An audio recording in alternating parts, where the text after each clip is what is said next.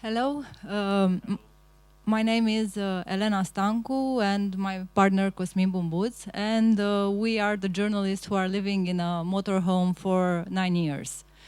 We started our crazy story in 2013 when I was working for Marie Claire magazine, where I was deputy editor-in-chief. And as Anita told before, I was very unhappy with the toxic environment. I was not happy with my work. I loved writing, and I wanted to write about social issues in Romania, and I couldn't do this in my newsroom. Cosmin was a fashion and advertising photographer in Romania, and he had the same frustrations as I did because we didn't have time to spend on the field. Most of the newsrooms in Romania were expecting to do documentary work in like 2 days or 3 days. At some point, we took the decision to quit. Cosmin stopped his collaboration in fashion and advertising industry, and we bought a second-hand campervan, and we slashed our costs and moved into a campervan to do long-form journalism. This was our solution to finance our projects and to live really cheap, because it was now really cheap to do our field work and to document stories. So for the next 5 years in our lives, we documented extreme poverty in Romania, the lack of medicines in the Romanian hospitals. We have been to a lot of prisons and document the life of the Romanian inmates. We have made tons of feature reports that we published on our website, because we created this website teleleu.eu. And we made 2 documentary movies. One of them was awarded in film festivals in Romania and abroad. And we published a book at the biggest Romanian publishing house, which is called At Home on the Road. And we created a donation system. So I will speak about our financing system. We had the idea that we will send postcards from the places that we'll visit. So every month we'll send a signed postcard and a signed letter from different countries, different places, with a stamp from that location.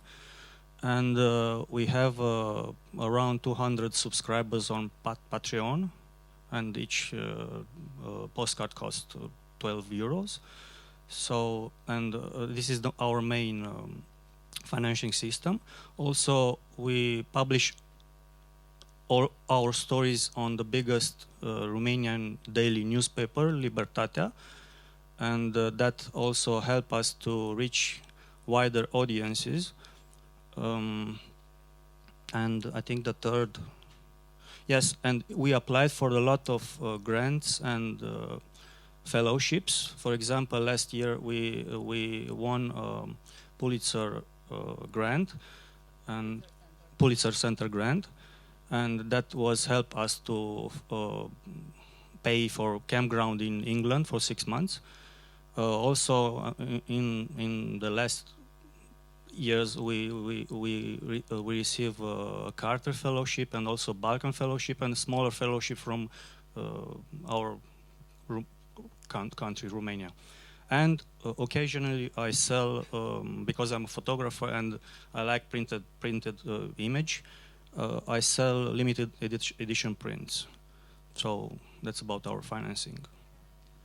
And occasionally we also contribute to different publications in Romania, and if there's a case abroad, like we did in England, because in 2019 we started a new project. We started traveling in Europe with our new campervan. We changed our campervan because our first one was very hard to live in. And we started documenting the Romanian immigrants in Europe, because Romania has the biggest population in the European Union who is living abroad, and there are millions of Romanians living and working in Europe. So we started to travel in January 2019. There are almost 4 years since we traveled around Europe. And the way we decided to live and work helped us to do this project, because otherwise it would be really expensive to spend 8 months in Spain, for example, or to stay 5 months and a half in England. And we have another advantage. We kind of park our camper van in the Romanian communities. We park our camper van in the farms where the Romanian workers, seasonal workers live for some months, and we live the lives our subjects are living. So we kind of wake up when they wake up, we go with them when, to work, we are there when they come back from work, and we spend the evening with them, and it's very easy for us to get really intimate and to do this kind of long-form journalistic project, which is more of an anthropological work, because we have the ability to understand the nuances that compose their lives. So until now we have been to Spain, Italy, Germany, Portugal, and Denmark. We came here to the conference from Sweden. We were in Stockholm. We flew from there. We left our camper van and our dog in Stockholm.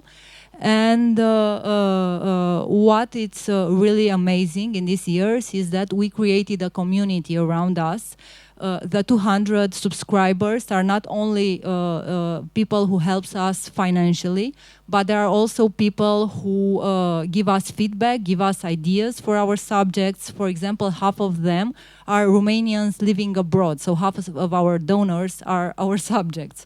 And they give us feedback, they tell us, look, there is a great subject somewhere in Spain or somewhere in England. There are the construction workers who have these problems, and we had found subjects because our donors helped us.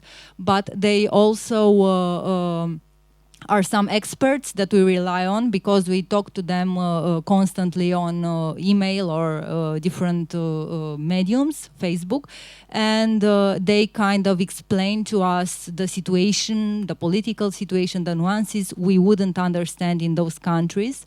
And also we visited them, we did our laundry in their houses while we were traveling with our camper van. And when we got COVID in England, for example, thanks God, one of our readers was there, and they took us in their yard. We parked our camper van there, and we could be sick inside the house. So we have this community we rely on, which is really important for us. And I don't think that this solution we found, which it's a pretty crazy solution, it's a general solution for journalism, but for us it wasn't. It was the only solution we could think of at that point in time. So we are not travelers, we are not adventurers or globetrotters. But we usually don't travel to beautiful places. For example, this summer we have been to Denmark, but we didn't visit Copenhagen. We have been to the north of Denmark, where the Romanian workers are working in fish factories or shipyards. And we only visited and stayed 2 months in that community, and we didn't visit other beautiful places. But what happens is that our story is mixed with the story of the subjects we document, and we usually talk about this in our letters, because I write those letters to our donors that they receive physically together with the photo Cosmin is sending every month. And we also have a monthly newsletter, and we talk about our journalistic work. We tell them about our struggles and how it is for us to work on those stories, and about our ethical questions regarding journalism.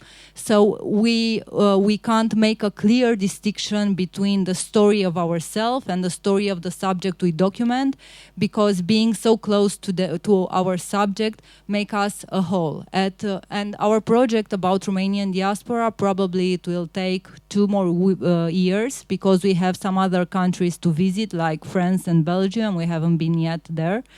And at the end of the project, we will publish a book, the same at the publishing house where we published our last book, which will contain all these stories. So I don't know what's going next for us, because it's not like a very safe solution, the one we found for ourselves, because of course we rely on donors and we never know what's going to happen.